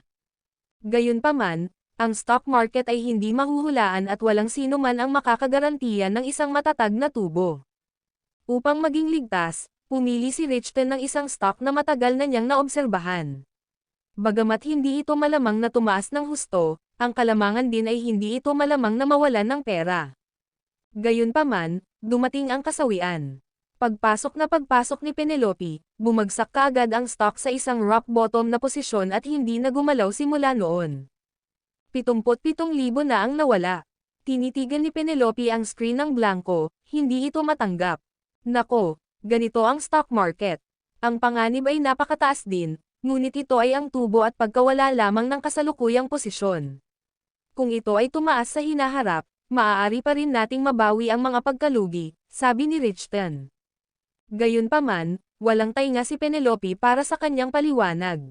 Ang 770,000 ay ang perang nakuha niya sa pagsasangla ng kanyang bahay. Akala niya ay maaari siyang kumita ng malaki, ngunit ngayon, nawala ang ika-10 nito sa simula pa lang. Sa sandaling ito, may lumabas na anunsyo. Ang mga stock na binili ni Penelope ay nasuspend dahil sa isang malaking paglabag. Mahirap sabihin kung kailan magpapatuloy ang pangangalakal para sa pagsususpend na ito. Bukod dito, kahit na muling buksan ang merkado, ang presyo ng stock ay mababawas sa kalahati dahil sa napakalaking negatibong balita. Namutla ang mukha ni Penelope. Hindi niya pinangarap na isipin kung ano ang magiging reaksyon ng kanyang kapatid at ina kapag nalaman nila ang pangyayaring ito. Sa malalamig na mga kamay at paa, biglang natarante si Penelope. Kuwit. Pagkatapos kumita ng 110,000, tuwang-tuwa si Jasper. Sa ilalim ng starry na titig ni Harold, umalis siya sa securities company at dinala si Wendy sa kalapit na Digital City. Pumili siya ng 2 sa pinakabagong mga laptop at gumastos ng higit sa 30,000. Napakaraming pera, ngunit para kay Jasper, ito ay wala. Pagkatapos mamili ng mga computer, magkasamang pumunta sina Jasper at Wendy sa malapit na cafe. Noong taong 2000, bilang karagdagan sa lugar na ito ay nasa county, malayo ito sa mga binuo na lugar ng libangan ng mga susunod na henerasyon. Itinuring na ang cafe na ito na isang trendy na lokasyon. Napatingin si Wendy sa computer sa tabi ni Jasper na eksaktong kaparehong modelo ngunit sa ibang kulay at sinabing, "Salamat sa computer." Ngumiti si Jasper at sinabing, para din ito sa kaganhawahan ng paggamit sa opisina. Tumingin si Wendy kay Jasper ng maalab at sinabing, "Paano mo nagawa? Bakit gustong-gusto mong tumaas ang mga stocks sa lalong madaling panahon at ng labis?" Natural, hindi masabi ni Jasper kay Wendy na siya ay isinilang na muli at ang lahat ay nasa kanyang alaala, kaya't sinabi niya ng basta-basta, "Through more observation, I guess. Karaniwang gusto kong manood ng balita, kasama ang talento, pagsusumikap, at kaunting swerte." Nagpatuloy si Wendy, "May gusto akong hilingin sa iyo. Ang video na ito ay edited by Urban Storytelling. Kabanata 9. Anong problema? Gusto kong makahanap ng pagkakataon para makilala mo ang aking ama." Pagkatapos humugat ng lakas ng loob si Wendy para tapusin ang pagsasalita, nakita niya ang pagtataka ni Jasper. Namula ang kanyang glamorous na mukha habang mabilis niyang sinabi, "Huwag mo akong mali, hindi ko sinasadya iyon. Kamakailan lang, ang tatay ko ay nahumaling sa pamumuhunan sa pananalapi, ngunit wala siyang naiintindihan at nawalan ng malaking pera. Sana ay mapaniwala mo siya o ituro mo siya sa tamang direksyon." Oo naman, nangyari na. Alam ni Jasper na si Wendy ay nahaharap sa isang tunay na suliranin sa oras na ito. Mahinahon niyang sinabi, "Bakit kita tutulungan?" Natigilan si Wendy. Mula pa noong bata pa siya, lahat ng uri ng mga bagay ay ginagawa ng iba para sa kanya. Lalo na ang mga taong kabaligtaran ng kasarian dahil nagmamadali silang pasayahin siya. Hindi ba ginawa iyon sa kanilang sariling kagustuhan? Gayunpaman, tama si Jasper. Walang relasyon ang dalawa. Bukod dito, si Jasper ay isang tunay na multimillionaire ngayon at ang kanyang hinaharap ay walang limitasyon. To put it plainly, magkaklase lang sila dati, so bakit siya tulungan ni Jasper? Mapait na ngumiti si Wendy at hihingi na lang sana ng paumanhin ng magpatuloy si Jasper. "Medyo abala ako sa panahong ito at maaaring magsimula ang merkado ng crudo anumang oras. Sandali lang at babalik ako sa iyo mamaya." Ang mga salita ni Jasper ay nagpabagal-bagal ng mood ni Wendy na parang nakasakay sa isang roller coaster. Pagtingin kay Jasper sa kanyang harapan na may kalmadong ngiti, hindi maiwasang magtanong ni Wendy, "Bakit mo ako tinutulungan?" Nagkibit balikat si Jasper at sinabing, "Siguro kasi, Classmates tayo. Tutulong ako hanggat kaya ko. Napatingin si Wendy sa laging kalmadong si Jasper. Isang nakakaalam ng ngiti ang lumitaw sa kanyang mukha at madiin siyang tumango. Kinagabihan, umuwi si Jasper sakay ng kotse ni Wendy. Hindi nakakagulat na magkaroon ng kotse ang isang taong may pagkakakilanlan ni Wendy, at ito ay isang BMW 3 Series na nagkakahalaga ng 50,000 hanggang 60,000. Ito ay isang hindi kapani-paniwalang marangyang kotse para sa mga ordinaryong tao, ngunit para kay Wendy, ito ang kotse ng pinakamababang profile na mahahanap ng kanyang pamilya para sa kanya. Naging inspirasyon ito kay Jasper na bumili ng kotse sa lalong madaling panahon. Pag-uwi, malungkot na bumantong hininga si Jasper, kinuha ang mobile phone, at tinawagan si John Jackson. "Kuya, balita ko malaki ang kinikita mo ngayon." "Congrats," agad na sinagot ni John ang telepono at natatawang sabi. Bahagyang tumawa si Jasper at sinabing, "Liit lang ang pera. John, kailangan kitang problemayan sa pagkakataong ito." Balak ni Jasper na lumipat sa ibang lugar. Kung tutuusin, palaging pumupunta rito si Penelope para guluhin siya, at saka ngayong may pera na siya, gusto na rin niyang magpalit ng bahay. "May bahay ako sa Pioneer Homes ngayon. Para sa ilang personal na dahilan, pinaplano kong ibenta ang bahay na ito. Mamaya, nagpaplano na rin akong kumuha ng 2 pang bahay. Maaari mo bang ipakilala sa akin ang anumang maaasahang ahente?" Pagkarinig nito, sumagot kaagad si John, "Maliit na bagay lang. Ipapadala ko sa iyo ang numero sa isang sandali. Hayaan mo muna akong kausapin sila at tiyak na tutulungan ka nilang gawin ang mga bagay-bagay." "Salamat, John. Let's have dinner in a couple of days," nakangiting sabi ni Jasper. Ito ay orihinal na magalang na pahayag mula kay Jasper, ngunit tila may naisip si John at agad na tumawa. "Talagang may pagkakataon na maghapunan sa loob ng ilang araw, ngunit hindi ako sigurado kung magiging interesado ka dito. Mayroong ilang mga mamumuhunan sa lungsod na nakikipaglaro sa mga stock at futures. Itinuturing silang malalaking manlalaro sa kani-kanilang mga lupon. Nagdaraos kami ng exchange meeting paminsan-minsan. To put it bluntly, it's to maintain the relationship with them. Sa negosyo, lalo na sa pananalapi, ang mga kontak at katalinuhan ay napakahalaga. Kung tungkol sa huling pagkakataon noong naglaro ka ng futures para sa Mang Beans, maraming tao ang nagtaka kung sino ka. Kaya, sa exchange meeting na gaganapin sa loob ng ilang araw, gusto kong imbitahan ka na sumama sa akin. I wonder kung interesado ka." Sa pakikinig sa mga salita ni John, naunawaan ni Jasper. Sa kanyang nakaraang buhay, siya ay nasa industriya ng pananalapi at hindi nakilala sa maliit na upper-level financial circle ng lungsod na ito. Ang mga miyembro ng bilog na ito ay mga pinuno sa kani-kanilang larangan. Masasabing ang grupong ito ng mga tao ang nangibabaw sa pinansyal na bilog ng lungsod, at ang pagtapak ng kanilang mga paa ay magdudulot ng malaking lindol. Gayunpaman, siya ay isang mababang antas na empleyado lamang ng isang kumpanya sa pananalapi sa kanyang nakaraang buhay na nakakakuha lamang ng ilang impormasyon mula sa sabi-sabi ng ibang tao at naiinggit dito. Sa buhay na ito, hindi niya inaasahan na makakakuha ng pagkakataong sumali sa lupong ito. Mula sa mga salita ni John, halatang miyembro siya ng bilog na ito at may isang tiyak na katayuan dahil gusto niyang dalhin si Jasper sa bilog na ito.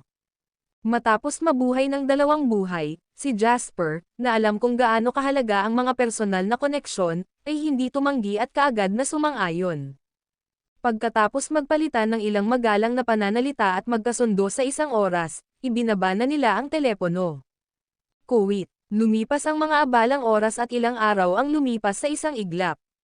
Sa nakalipas na ilang araw, hindi pa dumarating ang pandaigdigang merkado ng langis na krudo at ilang mahahalagang pangyayari ang hindi pa umabot sa oras ng pagsiklab, kaya itinuon ni Jasper ang karamihan ng kanyang enerhiya sa domestic stock market. Sa alaala ng kanyang nakaraang buhay, parang may cheat code si Jasper at araw-araw ay tumataas ang kanyang mga ari-arian. Anumang stock na pinili niya ay hindi may iwasang tumaas ang presyo hanggang sa maabot nito ang pang-araw-araw na limitasyon. Ang kabuuang rate ng tubo ay halos umabot sa isang kakilakilabot na figure. Ang punong guro ng 1.6 milyon ay naging 5 milyon sa loob lamang ng ilang araw. Ang 200,000 ni Wendy ay naging 600,000 din. Ang bilis ng kumita ay hindi tungkol sa paggawa ng pera ngunit tungkol sa pag-imprenta ng pera. Ang balita tungkol sa lokal na stock god ay kumalat na parang apoy, at ilang mga tao na nakakuha ng impormasyon sa loob ay lumuhad sa harap ng record ni Jasper. Karamihan sa kanila ay walang malasakit, iniisip na ito ay isang maling alingawngaw. Paano magkakaroon ng 100% katumpakan kapag bumibili ng mga stock? Walang pakialam si Jasper sa mga chismis at chismis na naganap sa labas ng mundo. Sinusubukan niya ang isang suit. Ito ang araw na nakipagtipan siya kay John para dumalo sa isang piging. Nang malaman ito ni Wendy, nagpumilit siyang ilabas si Jasper para bumili ng suit. Paglabas ng fitting room ay nagliwanag ang mga mata ng lahat kasama na si Wendy sa itsura ni Jasper. Si Jasper ay medyo gwapo, at ang kanyang mga mata at kilay na matingkad ay mukhang napakalalaki. Bagamat ang kanyang figure ay hindi masyadong matipuno, ito ay may sukat. Ang suit na ito ay isinuot sa kanyang katawan na para bang ito ay ginawa para kay Jasper. Tamang-tama ang pagkakalagay nito na parang guwantes. Tsaka malapad ang balikat niya at tuwid ang likod. Ang kanyang buong hitsura ay nakakapreskong.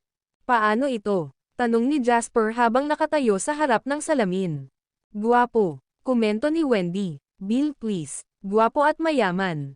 Nagniningning ang mga mata ng tindera habang nakatingin kay Jasper, ngunit nang mapatingin sila kay Wendy sa tabi ni Jasper ay napabuntong hininga na lamang sila. Pagkatapos ng lahat, karamihan sa mga tao ay may kamalayan sa sarili. Ilang kababaihan ang makapagpanatili ng tiwala sa sarili sa harap ni Wendy. Masyado siyang outstanding at kaya niyang durugan ng husto ang kalaban. Pagkabili ni Jasper ng mga damit ay napatingin siya kay Wendy sa tabi niya at bigla siyang hinayla papunta sa katabing tindahan ng Cartier. Wendy, pasok na tayo at tingnan natin. Nang makita si Jasper na naglalakad papasok sa Cartier store, natigilan si Wendy saglit ngunit hindi na masyadong nag-isip at sumama sa kanya. Naisip ni Wendy na gustong bumili ni Jasper ng relo para mapaganda ang kanyang poise, ngunit sa hindi inaasahang pagkakataon, tumingin ito pabalik sa kanya. Wendy, bibilhan kita ng regalo. Bahagyang ngumiti si Jasper. Sa kanyang huling buhay, hindi man lang nagkaroon ng lakas ng loob si Jasper na ituloy si Wendy Schuler at napakakumbaba. Ngayong muli silang nagkita at nagkaroon pa siya ng puhunan para ituloy siya, natural na gustong samantalahin ni Jasper ang pagkakataon. Habang sinasabi iyon, hindi niya pinansin ang natigil ang tingin ni Wendy at itinaas ang ulo para sabihin sa tindero, dala mo ba ang Etincelle de Cartier Collection necklace sa iyong tindahan? Nang tanungin ito ni Jasper, parehong natigilan si Wendy at ang tindera. Pagkatapos ng lahat, ang kwintas ng seryeng ito ay hindi abot kaya para sa mga ordinaryong tao. Ang kwintas na ito ay nagkakahalaga ng halos 1,000,000, at sa panahong ito, sapat na iyon para makabili ng ilang bahay. Bago pa sila makapag-react ay biglang napalingon sa kanilang dalawa ang isa pang mag-asawa na nakatingin sa mga alahas sa counter ng Cartier. Ang video na ito ay edited by Urban Storytelling. Kabanata 10. Ang lalaki ay nakasuot ng casual na damit, ngunit nakasuot siya ng kahangahangang Cartier men's watch sa kanyang palso na mahalaga din. Samantalang ang babaeng katabi niya, pinag-iinitan siya nito na bilhan siya ng bracelet. Felix, bakit hindi mo ito bibilhin para sa akin? Hindi naman mahal. Higit lang ng kaunti sa 30,000. Higit pa riyan ang ginagastos mo sa isang card game. Hindi pinansin ni Felix ang katabi niyang babae at sa halip ay tinitigan si Wendy. Wendy Schuler, tawag ni Felix. Hindi inaasahan ni Felix na pagkatapos ng high school ay dito pa rin niya makikilala ang kanyang pinapangarap na manliligaw. Magkaklase sila ni Wendy noong high school. Galit na niyang hinabol si Wendy noong mga oras na iyon, ngunit sayang hindi man lang siya binigyan ni Wendy ng pagkakataon.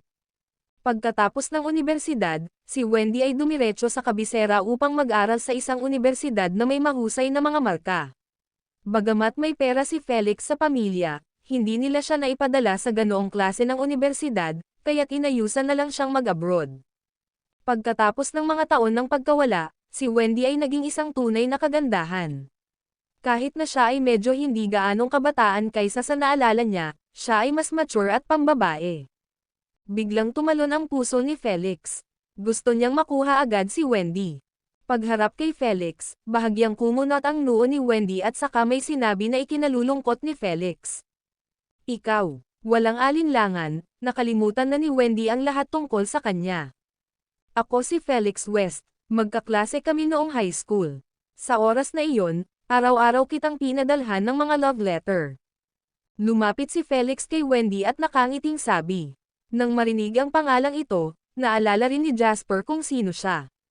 Noong high school, mayroon talagang ganoong karakter na ang pangalan ay Felix West. Siya ay karaniwang pangalawang henerasyon mula sa isang mayamang pamilya. Nag-abroad siya para sa universidad at hindi na sila muling nagkita pagkatapos noon. Ang dahilan kung bakit nagkaroon siya ng malalim na impresyon sa kanya ay madalas siyang bino-bully ni Felix noong high school siya. Felix West, ikaw ba? Sa wakas ay naalala ni Wendy at magalang na ngumiti. At the same time, she also recalled na madalas bino-bully ni Felix si Jasper noong nag-aaral sila. Mabilis niyang sinabi, hindi ko ine-expect na dito kita makikita, pero marami pa akong gagawin ngayon, kaya sa ibang pagkakataon, mag-usap tayo. Pagkatapos magsalita, hinayla ni Wendy si Jasper at sinabing, Jasp, tara na. Huwag mo akong bilhan ng anumang regalo. Hindi ko naman talaga kailangan. Ang mga salita ni Wendy, na sinamahan ng kanyang matalik na kilos at pakikipag-usap kay Jasper, ay agad na tumutok kay Felix kay Jasper. Sa pagtingin kay Jasper, nakita ni Felix na mas pamilyar siya sa bawat segundong lumilipas. Jasper Lane. Biglang naalala ni Felix kung sino si Jasper, at naging very animated ang ekspresyon niya. Hindi ba ito ang kawawang-kawawa noong high school? Paano kayo naging close? Sa ikalawang kalahati ng pangungusap, halos mapag-alitan ang tono at kilos ni Felix. Parang nilapastangan ni Jasper ang kanyang diyosa sa tabi lang ni Wendy. Sa pagkakataong ito, dumating din si Lindy Manson, ang babaeng kasamang dala ni Felix. Felix, sino ang taong ito? Tanong ni Lindy, isang kaklase noong high school. Napamura si Felix, siya ang pinakamahirap na dude sa buong high school, nakasuot ng parehong uniforme sa paaralan araw-araw at kumakain lamang ng 2 beses sa isang araw na binubuo ng tinapay at jam. Madalas din siyang binubuli. Naisip ko na mukhang nakakaawa siya, kaya paminsan-minsan ay hinahayaan ko siyang magsagawa ng mga gawain para sa akin at ginagantimpalaan siya ng ilang dolyar. Pagkatapos magsalita ay masayang tiningnan ni Felix si Jasper. With a sense of superiority in his eyes, patuloy niyang minamaliit si Jasper sa harap ni Wendy. Jasper, tama ba ako? Oo, ikaw. Ang diretsyong sagot ni Jasper ay wala sa inaasahan ni Felix. Noon pa man ay mahirap ang kalagayan ng aking pamilya, kaya imposibleng magkaroon ako ng maraming baon noong nag-aaral ako. Buti na lang at nabusog pa ako, kaya laking pasasalamat ko sa hirap ng mga magulang ko. Sa pananaw ni Jasper, hindi kasalanan ang pagiging mahirap, lalo pa ang isang kaiyahiyang bagay. Dahil sa kahirapan kaya kailangan nilang magsumikap para kumita ng pera. Upang maging tumpak, ang mga malalaking figure na tunay na nakarating sa tuktok ay ang mga nagsimula mula sa pinakamababang punto. Dahil sa pagiging bukas ng isipan ni Jasper, tumingin si Wendy sa kanya nang may mataas na pagtingin, at hindi niya mapigilan ang kanyang tingin na itoon si Jasper. Lalong ikinagalit ni Felix ang eksenang ito. With a mocking smile, Felix said sarcastically, pagkalipas ng ilang taon, naging madaldal at show-off ang boring recluse with low self-esteem. Nabalitaan ko na naghahanap ka ng kwintas mula sa koleksyon ng Etincelle de Cartier nang pumasok ka ngayon. Alam ko ang kwintas na iyon, ngunit ito ay napakamahal. Kaya mo ba? Habang sinasabi niya iyon, pinagpag ni Felix ang kanyang palso at sinabing, nakikita mo ba ang relong ito dito? Binili ko ito dito sa halagang 200,000. Nakakita ka na ba ng napakaraming pera sa iyong buhay? Kahit ako wala akong lakas ng loob na sabihin na kaya kong bilhin ang kwintas na yan, bahala ka. Wendy, although kaklase din natin siya, you have to see things clearly. Anong kinabukasan ang mayroon ka sa kaawa-awang lalaking ito? Kakalagkarin ka lang niya pababa. Sa iyong hitsura at kakayahan, makakahanap ka ng isang lalaki na mas mahusay kaysa sa kanya. Nagdala na ng matinding puot si Lindy kay Wendy dahil lang sa ugali ni Felix sa kanya. Kaagad, ipinagmalaki niya, oo, bilang isang babae, dapat tumingin-tingin tayong mabuti kapag nakahanap ng boyfriend. Tignan mo na lang akong todo lovely-dovey kay Felix. A few days ago, binigyan niya ako ng LV handbag na nagkakahalaga ng mahigit 10,000. At ngayon, bibilhan niya ako ng Cartier bracelet. Kawawang ganito, ano ang mabibili niya sa iyo? Kahit lumabas ka para mag-almusal, hindi niya kayang bumili ng itlog at ham sa kapirasong toast na iyon, di ba? Hindi umimik si Wendy at naaawa na lang na sumulyap kay Lindy. Sa palagay ni Wendy, kapag ang isang babae ay umabot sa punto na kailangan niyang ipagmalaki ang lalaking kanyang pinagkakatiwalaan sa pagkakaroon ng pera, ito ay isang napakalungkot na bagay. Ang nakakaawang tingin na ito ay nakapagtataka na ikinagalit ni Lindy, na nakadama ng kababaan matapos durugan sa hitsura at ugali ni Wendy. Hindi ito ang lugar para sa mga mahihirap na katulad mo. Lumabas ka, diretsyong sigaw ni Lindy. Bahagyang sinabi ni Jasper, sa iyo ba ang tindahan ng Cartier na ito? Anong karapatan mong sabihan kaming lumabas?